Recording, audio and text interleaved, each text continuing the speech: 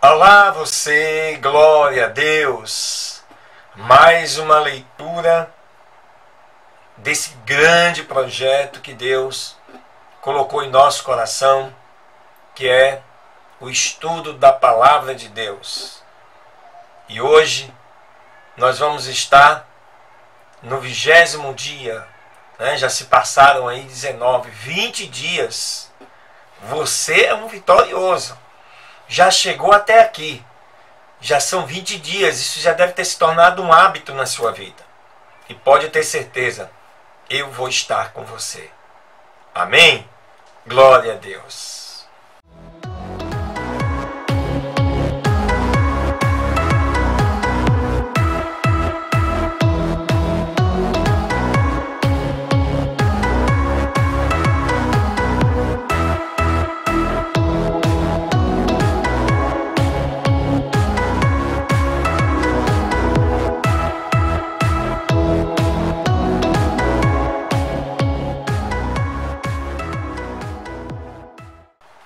A leitura do dia de hoje, desse 20º dia, começa aí em Marcos, capítulo 5, em diante, e fala do endemoniado que é liberto. Uma das muitas ações de Jesus. Olha o que diz a palavra do Senhor. E vieram da outra parte do mar, à província dos Gadarenos. E saindo ele do barco, logo lhe saiu ao encontro, vindo dos sepulcros, um homem com espírito imundo, que tinha domicílio nos sepulcros, vivia no cemitério. E nem mesmo com cadeias, com correntes, podia alguém prendê-lo, porque muitas vezes tinha sido preso com grilhões e cadeias, mas as cadeias tinham sido feitas em pedaços por ele e os grilhões esmiuçados. E ninguém podia fazê-lo ficar manso. E sempre, de dia e de noite, andava clamando pelos montes e sepulcros, e feria-se com pedras. Ele cortava o seu corpo com pedras. E como viu Jesus de longe, ele correu, olha só, e o adorou. E clamando com grande voz, disse, o demônio que estava neste homem: o que tens tu comigo, Jesus, Filho do Deus Altíssimo? Conjuro-te por Deus que não me atormentes. Porque lhe dizia, sai deste homem, espírito imundo. Jesus falando para este homem. E ele, Cristo, perguntou-lhe, como te chamas?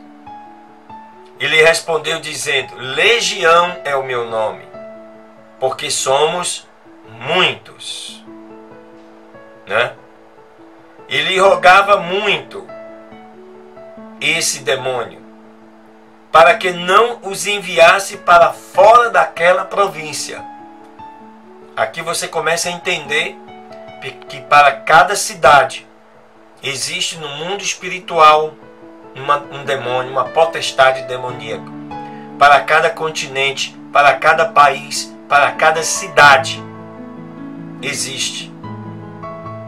No reino espiritual, no mundo espiritual, uma potestade demoníaca. E continua o verso 11. E estava ali perto do monte uma grande manada de porcos pastando. E lhe rogaram aqueles demônios, dizendo, nos mande aqueles porcos para que entremos neles. E logo Jesus lhe o permitiu. E saindo aqueles espíritos imundos, entraram nos porcos, e a manada se precipitou por um despenhadeiro, caindo no mar, os quais eram como que quase 2.000 porcos, e todos eles se afogaram no mar. E os que apacentavam os porcos fugiram, anunciando nas cidades e nos campos, E muitos saíram para ver o que era aquilo que tinha acontecido. E foram a Jesus. E vendo que tinha sido atormentado pelo demônio, o que tivera a legião, agora assentado, vestido e em seu perfeito juízo, temeram. E os que viram aquilo contaram-lhe o que tinha acontecido com o endemoniado e acerca dos porcos. E começaram a lhe rogar, né, que saísse do seu território. Então o dono dos porcos pediram a Jesus que saísse daquele lugar. E entrando ele, Jesus, no barco de volta, rogava-lhe o que tinha sido possesso de demônio para ficar com ele. Mas Jesus não lhe permitiu. Porém lhe disse: vai para a tua casa, para os teus, e conta-lhes quão grandes coisas o Senhor fez para contigo, e como teve misericórdia de ti. E ele se foi e começou a anunciar em Decápolis quão grandes coisas Jesus lhe fizera, e todos se maravilharam. Por que Jesus não deixou esse endemoniado segui-lo? Porque ele queria que aquele endemoniado desse testemunho na sua família, na sua cidade, do que Deus havia feito na vida dele. Assim é para conosco hoje também. Precisamos dar o testemunho daquilo que Deus tem feito em nossas vidas, para assim outras vidas poderem saber que existe um Deus todo-poderoso e que pode todas as coisas. A nossa segunda leitura desse 20º dia está aí na tua Bíblia em 2 Samuel, capítulo 13, que fala do pecado de Aminon contra Tamar. Depois disto aconteceu que, tendo Absalão, filho de Davi, uma irmã formosa que se chamava Tamar, Aminon, filho de Davi, apaixonou-se por ela. Tamar era meia-irmã de Aminon, filha de Davi, assim como Aminon também era, só de mães diferentes. Estava Aminon angustiado até adoecer por Tamar, sua irmã, pois sendo ela virgem, aos olhos de Aminon parecia que seria coisa dificultosa lhe fazer algo. E Aminon tinha um amigo que se chamava Jonadab, filho de Simeia, irmão de Davi, e era Jonadab homem muito ardiloso, né? Aquele camarada que gosta realmente de ver o circo pegar fogo, né? Criar situações para prejudicar as pessoas.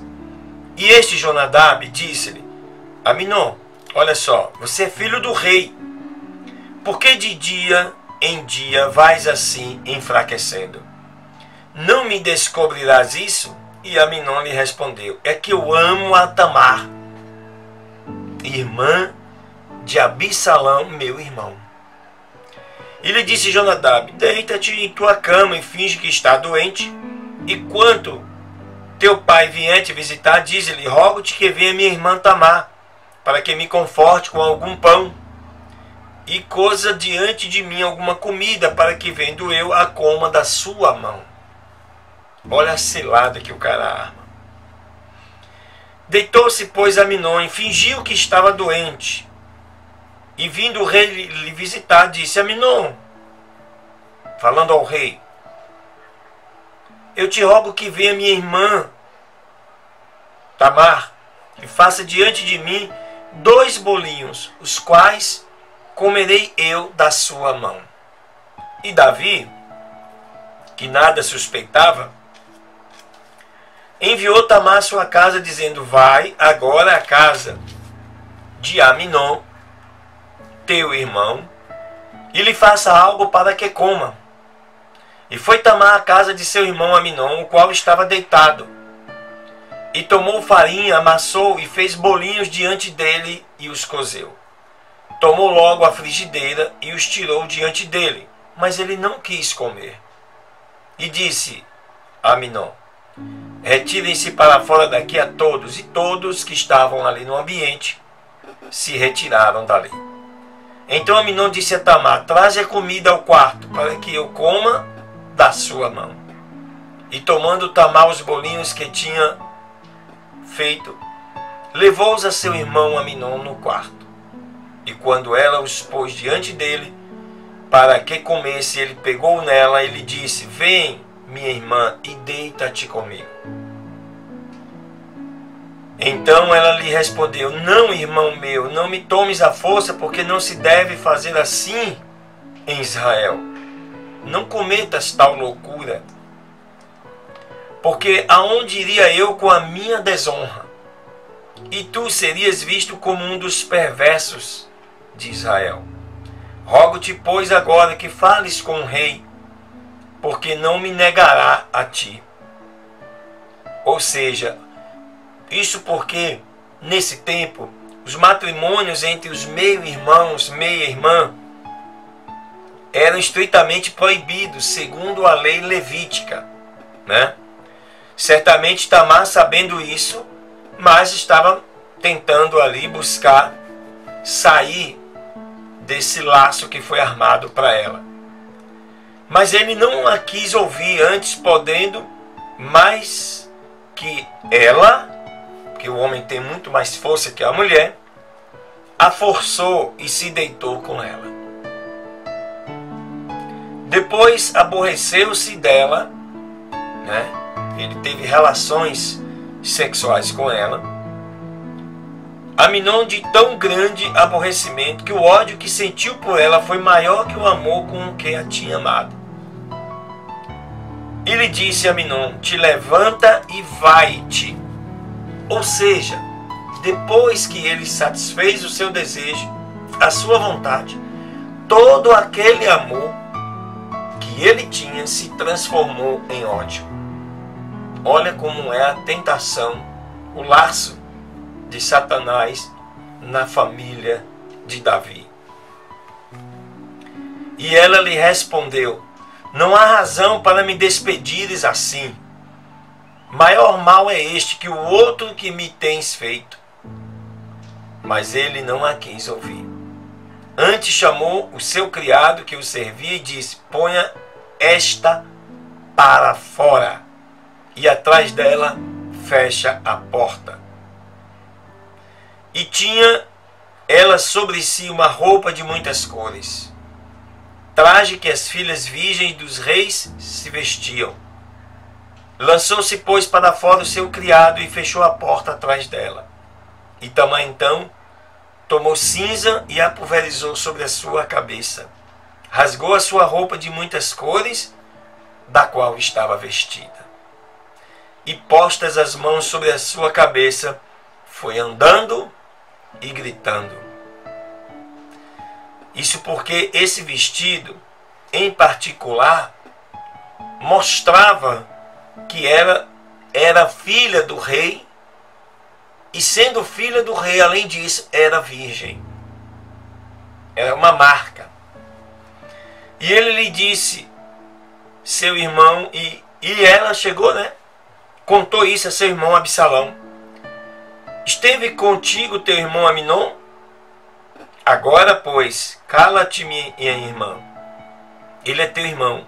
Não se aflige o teu coração por este assunto. E ficou Tamar desconsolada em casa de Absalão, o seu irmão.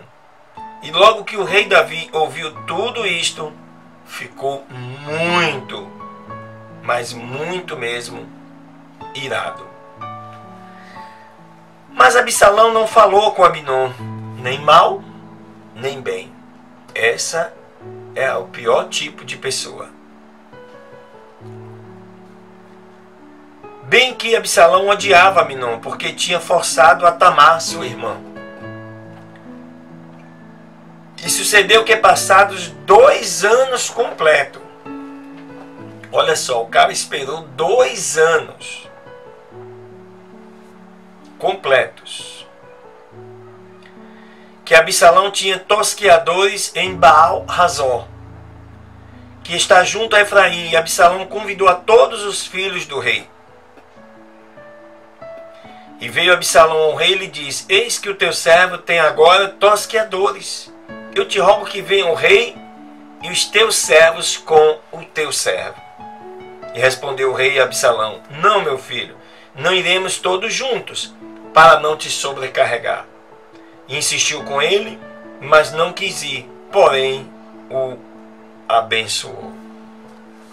Então disse Absalão: rogo-te que deixes conosco Aminon, meu irmão. E o rei lhe respondeu: para que iria contigo? E como Absalão insistiu com ele, deixou ir com ele Aminon e a todos os filhos do rei. E havia Absalão dado ordem aos seus criados, dizendo: agora ouçam, quando o coração de Aminon já estiver alegre do vinho, e eu vos disser: feri a Aminon, e o matareis então, e não temais, porque certamente eu vos ordenei isto. Esforçai-vos, pois, e sede valentes. E os servos de Absalão fizeram exatamente com Aminon, como Absalão os havia mandado. Levantaram-se, pois, todos os filhos do rei, e subiram todos em suas mulas, e aí fugiram. Estando ainda eles no caminho, chegou a Davi o rumor que foi dito: Absalão feriu a todos os filhos do rei, e nenhum deles restou. Então, levantando-se Davi, rasgou as suas vestes e lançou em terra, bem como todos seus criados. Estavam com as suas vestes rasgadas.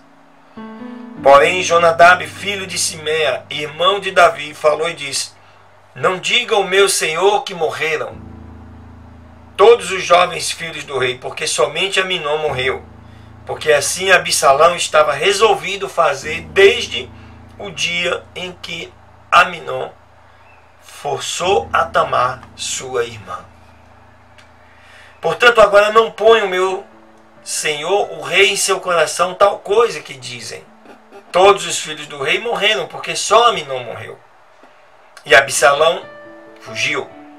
Enquanto isso, levantando seus olhos, o jovem que estava de atalaia olhou, e eis que muito povo vinha por detrás dele pelo caminho do lado do monte.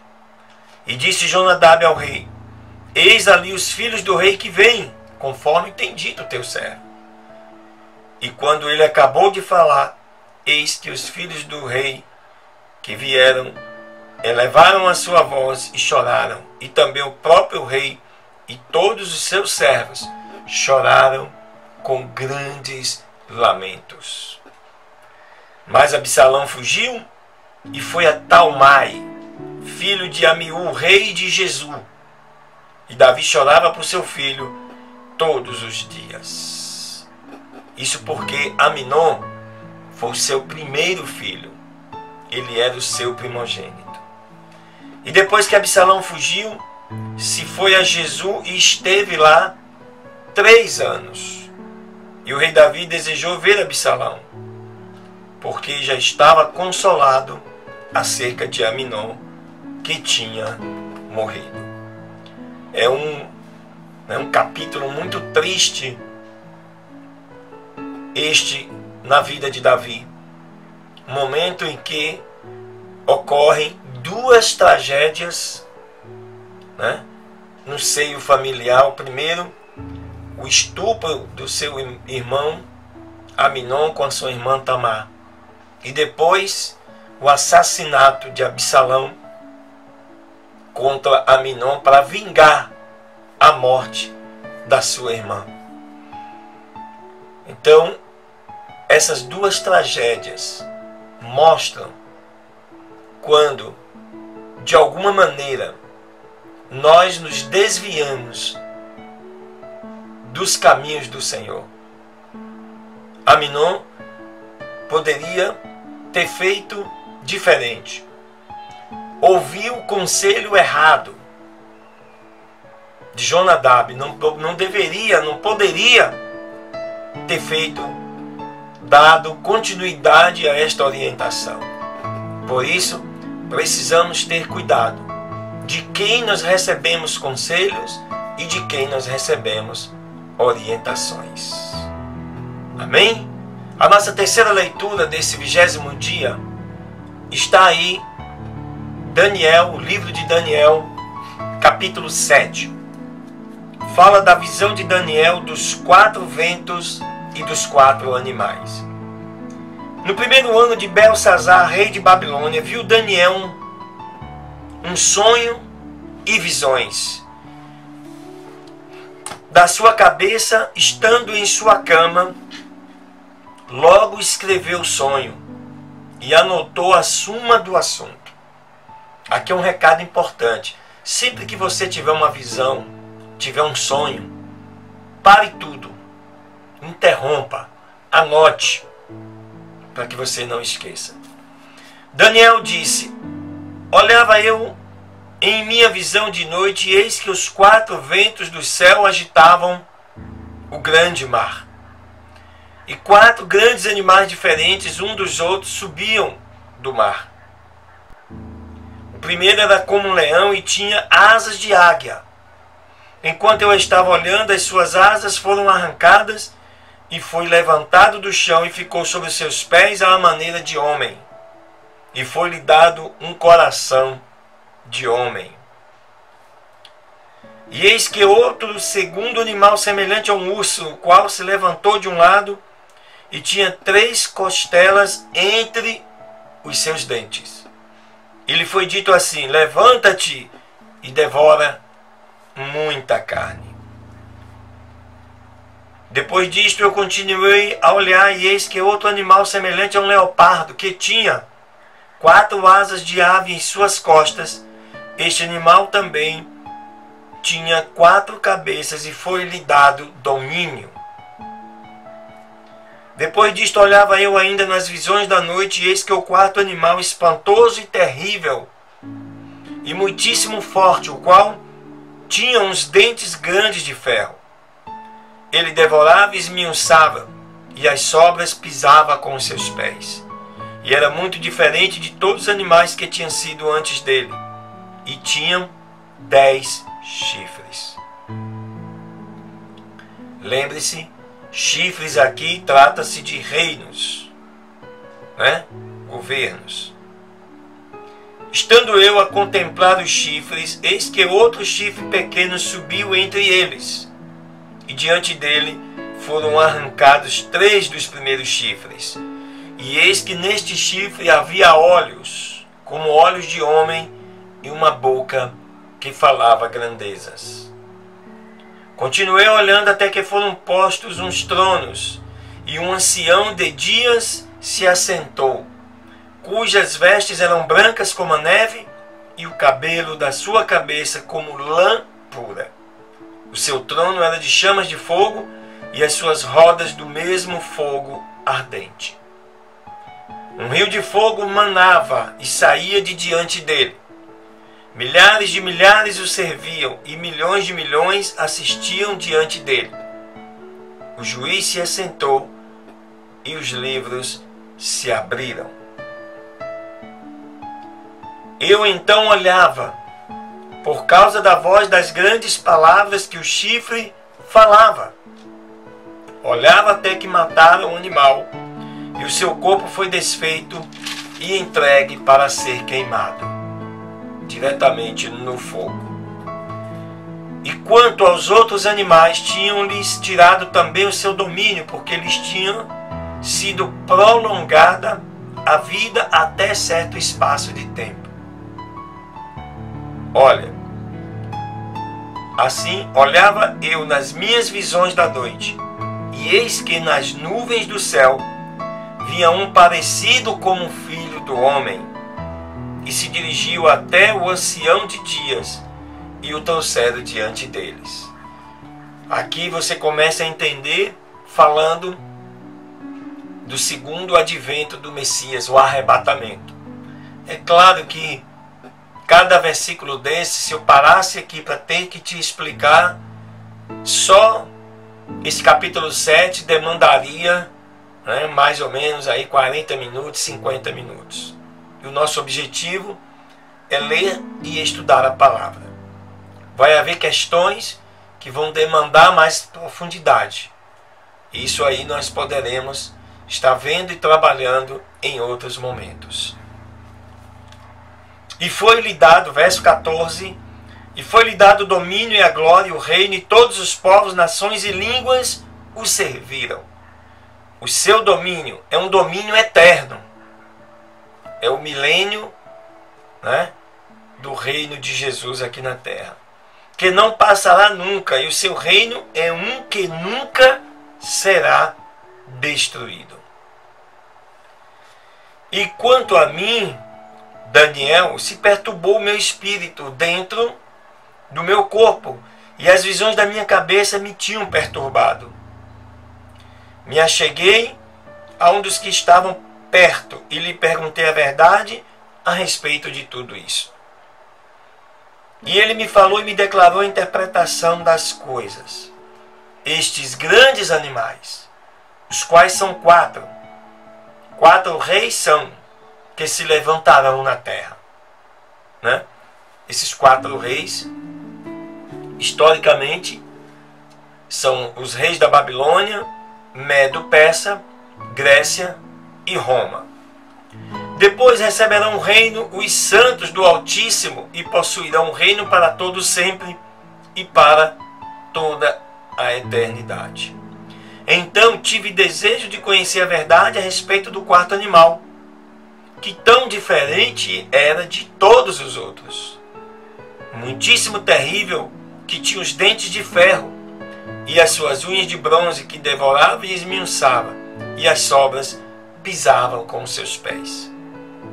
Deste modo, a respeito dos 10 chifres que tinham na sua cabeça e do outro que tinha subido, de diante do qual tinham caído 3, e este mesmo chifre tinha olhos e uma boca que falava grandezas, e o seu parecer era mais robusto que o dos seus companheiros. Né? E via eu que este chifre fazia guerra contra os santos e prevalecia contra eles. Aqui você precisa entender que esses santos se refere, né, não à igreja, mas ao povo de Israel que ainda não recebeu o Messias como Senhor e Salvador da sua vida. Até que veio o ancião de dias e fez justiça aos santos do Altíssimo. E veio então o tempo em que os santos possuíram o reino. Disse assim: o 4º animal será o 4º reino na terra, o qual será maior que todos os outros reinos, e devorará toda a terra, e a pisará e a despedaçará. E os 10 chifres significam que daquele reino se levantarão 10 reis, e depois dele se levantará outro, o qual será diferente, que os primeiros, e a 3 reis derrubará. E proferirá palavras contra o Altíssimo, e aos santos do Altíssimo destruirá, e pensará em mudar os tempos e a lei, e eles serão entregues em sua mão por um tempo e tempos, e a metade de um tempo. Né? Mas quando o juízo for estabelecido, eles tirarão o seu domínio para que seja destruído e desfeito até ao fim. Verso 27. E o reino, e o domínio, e a majestade dos reinos que estão debaixo de todo o céu serão dados ao povo dos santos do Altíssimo, cujo reino será um reino eterno, e todos os domínios o servirão e o obedecerão. Finalmente, aqui terminaram as suas palavras, e eu, Daniel, muito me turbaram os meus pensamentos, e o meu semblante se mudou, mas guardei no meu coração este assunto. Né? Isso mostra que, mesmo com toda a interpretação dada pelo anjo, Daniel não havia compreendido plenamente a sua visão. Claro, é uma visão para o futuro. E, portanto, não estava muito bem claro tudo isso que foi para ele apresentado. Hoje nós temos, porque esta profecia, né, já se cumpriu praticamente quase na sua totalidade, e ainda há uma parte dela sendo cumprida nesse tempo. Em outro momento nós, né, falaremos sobre o arrebatamento, sobre muitos outros temas. No momento, o propósito é o estudo e a leitura da palavra, que para nós é o suficiente. Deus te abençoe, um dia cheio de vitórias.